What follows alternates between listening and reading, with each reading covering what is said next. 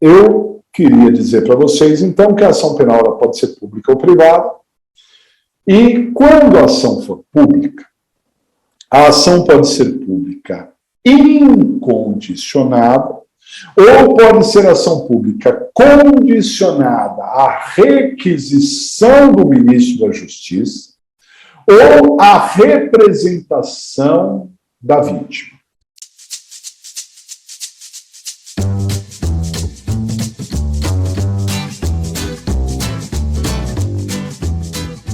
Então, repito, a ação pública pode ser pública incondicionada, ou ela pode ser condicionada à requisição do ministro da Justiça ou à representação da vítima.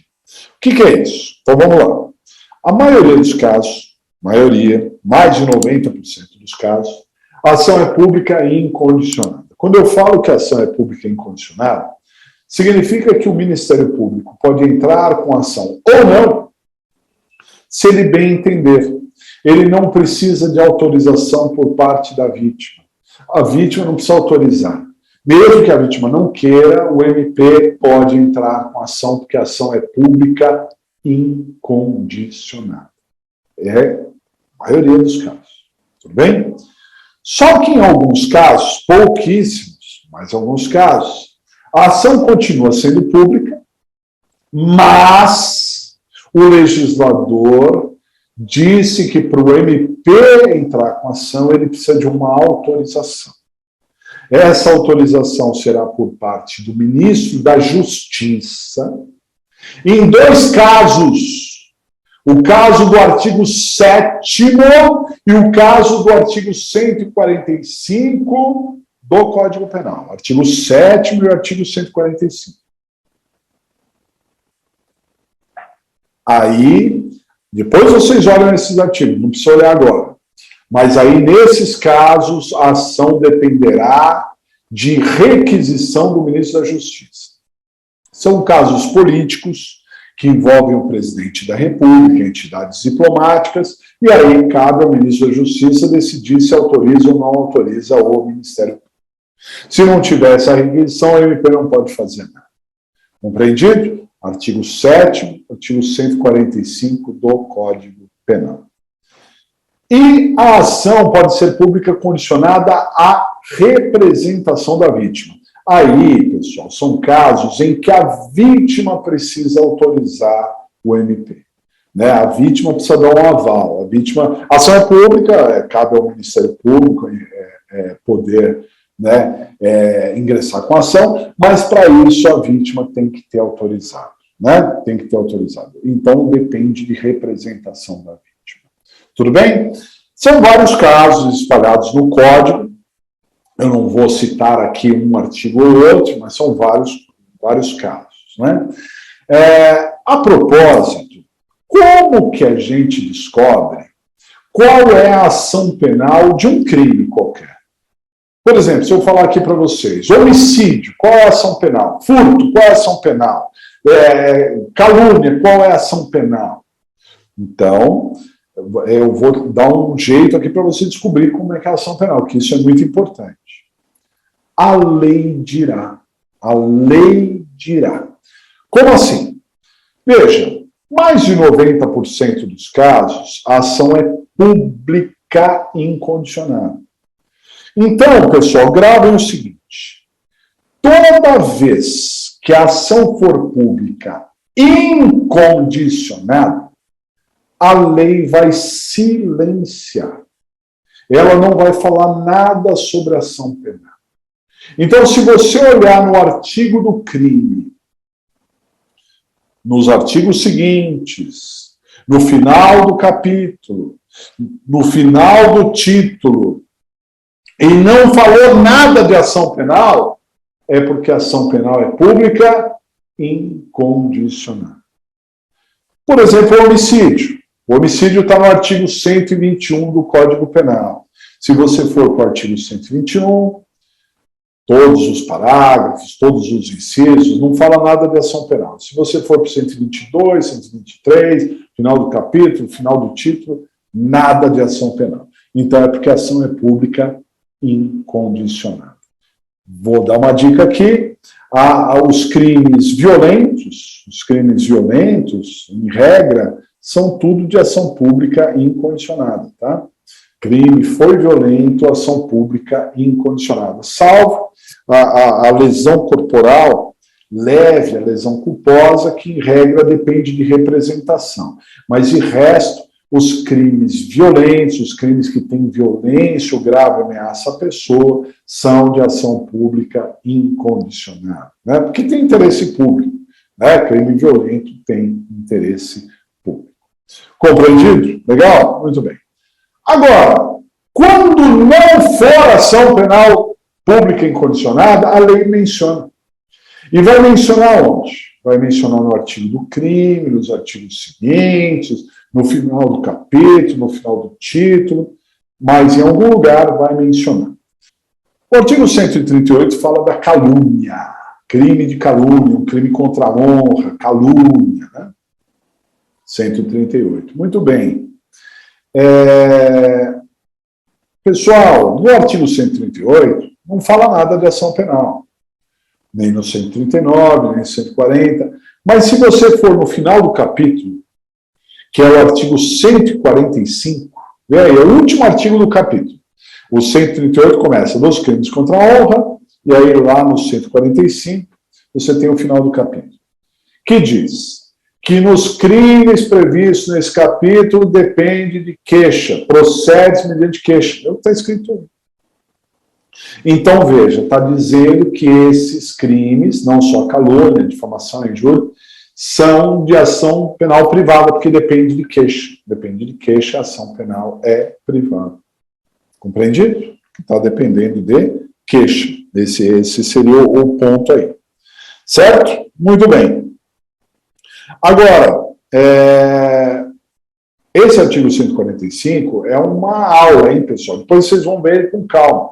Porque, em regra, os crimes contra a honra são de ação privada, mas vocês vão ver que tem exceções, em que a ação pode ser pública, até pública condicionada da requisição, lá que eu mencionei, né, do ministro da Justiça. Tudo bem? Seguindo aí o Código Penal, olha só, no artigo 147, você tem um crime de ameaça, um crime muito importante, o crime de ameaça, 147. No próprio artigo 147, no parágrafo único do 147, você vê aí que depende de representação. Depende de representação. Né? Então, a lei está dizendo, depende de representação. Compreendido? Então, a ação é pública condicionada à representação. Se não falasse nada, ação pública incondicionada. Compreendido? É assim que a gente descobre qual é o tipo de ação. Agora, tem um caso muito importante. Teria até outros, mas esse é o que eu quero mencionar. É um dos mais importantes e um dos mais corriqueiros na prova da OAB. Cai com muita frequência, que é do artigo 129. Dá uma voltada aí, 129. O 129 fala de um crime chamado lesões corporais. Lesões corporais, se você for aí para o artigo 129, para os artigos seguintes, no final do capítulo, no final do título, não vai falar nada de ação penal. O que significa que, nesses casos, lesão corporal, qual a regra? Se eu perguntar para vocês, qual a regra de lesão corporal? É ação pública incondicionada, porque não fala nada aí. Não fala nada. Porém, pessoal, e aí eu vou pedir para vocês olharem aí no 129. Em algum lugar vai ter uma remissão, vai fazer uma remissão ao artigo 88 da Lei 9.099. Olha aí, em algum momento do artigo 129 vai aparecer uma remissão ao artigo 88 da Lei 9.099. Eu peço para que vocês grifem essa remissão. Grifa lá, marca texto, artigo 88 da Lei 9.099. Essa remissão traz uma exceção, pessoal. Vocês não precisam ir agora ao artigo 88, se quiser, até olha aí, mas não é necessário. Eu já vou dizer o que tem no artigo 88 da Lei 9.099. Lá no artigo 88 diz que a lesão corporal leve ou a lesão corporal culposa, a lesão corporal leve e a lesão corporal culposa dependem de representação da vítima. Lesão corporal leve e lesão corporal culposa depende de representação da vítima. Então, esse artigo 88 da Lei 9.099 é uma exceção ao Código Penal. Se a gente for ao Código Penal, eu ia perguntar qual é a ação penal para a lesão corporal? Resposta: pública incondicionada, porque a lei não, o Código Penal não fala nada, então a ação é pública e incondicionada. Porém, a Lei 9.099 excepcionou. Quando? Quando a lesão for leve ou quando ela for culposa, depende de representação. É uma exceção que você precisa guardar. Compreendido? Só que tem mais um detalhe. A exceção da exceção. Cai na prova, pessoal. Anotem. Lei Maria da Penha. Lei Maria da Penha.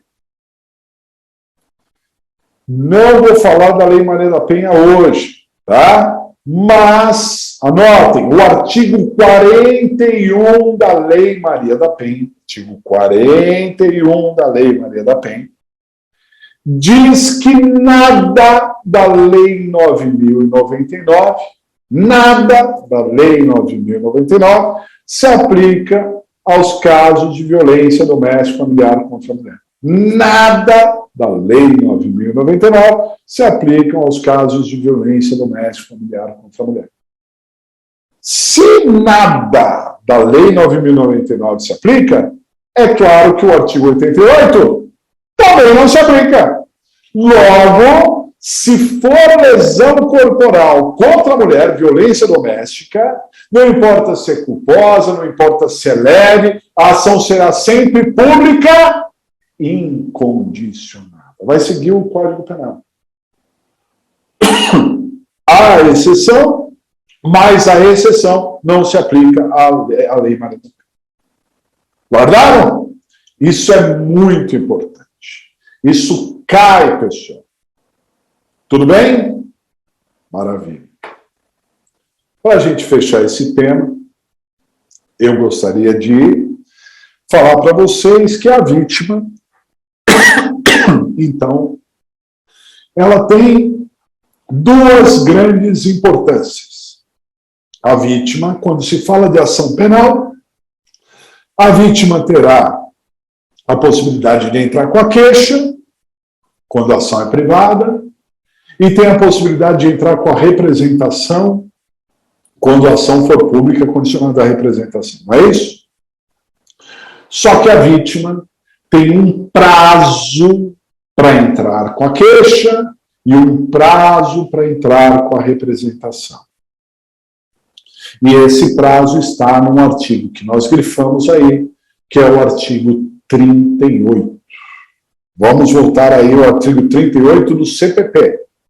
Artigo 38 do CPP. Então, no artigo 38 do CPP, diz lá: salvo disposição em contrário, o ofendido ou seu representante legal decairá, haverá decadência do direito de queixa ou representação se não exercer no prazo de 6 meses, contado do dia em que vier a saber quem é o autor do crime, no caso do artigo 29, do dia em que se esgotar o prazo para o oferecimento de denúncia. Então, ou, no caso do artigo 29, do dia que se esgotar o prazo para o oferecimento de denúncia. Então, vejam só. Qual é o prazo para a vítima ingressar com a queixa ou oferecer a representação? Em regra, 6 meses. Tudo bem? Artigo 38. Aí, o que acontece? Esse prazo conta a partir do conhecimento da autoria. Só que aqui, o artigo 38, ele menciona o artigo 29, que eu já pedi para vocês grifarem também o 29. E o 29, ele fala da queixa subsidiária. Queixa subsidiária. No caso da queixa subsidiária, o prazo para a decadência começa a contar do momento em que o MP perdeu o prazo para denúncia.